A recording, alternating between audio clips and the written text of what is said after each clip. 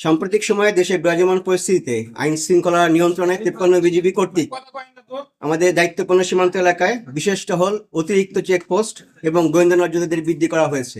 এর প্রেক্ষিতে আজ 23 ডিসেম্বর 2025 তারিখে চাঁপাইনবাবগঞ্জ সীমান্তের বিভিন্ন স্থানে অস্থায়ী চেকপোস্ট কার্যক্রম পরিচালনা করা হচ্ছিল।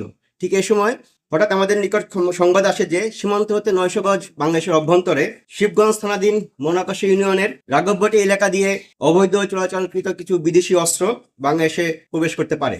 পরবর্তীতে আমাদের কৌশলগত পরিকল্পনা অবলম্বন করে রাঘববাটি স্থানে সকাল 11:30টার দিকে একটি অভিযান পরিচালনা করা হয়। এ সময় একজন সন্দেহভাজন ব্যক্তি বিজিবির উপস্থিতি টের পেয়ে দ্রুততার সাথে উক্ত জায়গা থেকে চলে যেতে থাকলে তাকে ধরতে গেলে সেই ব্যক্তি দৌড়ে সীমান্তের দিকে একটি ব্যাগ ফেলে পালিয়ে যায়।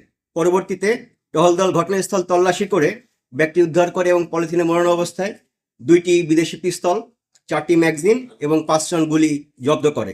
এখানে উল্লেখ্য যে 53 বিজিবি চাঁপাইনবাবগঞ্জ ব্যাটালিয়ন গত 15 ডিসেম্বর 2025 তারিখে অন্য একটি বিশেষ অভিযান পরিচালনা করে মনোহরপুর সীমান্ত থেকে 4টি বিদেশি পিস্তল, 9টি ম্যাগাজিন এবং 24 রাউন্ড গুলি জব্দ করেছিল। বর্ডার গার্ড বাংলাদেশ সীমান্ত সুরক্ষা, চোরাচালান দমন এবং সীমান্তে যে কোনো অপ্রীতিকর পরিস্থিতি প্রতিরোধে প্রতিজ্ঞাবদ্ধ।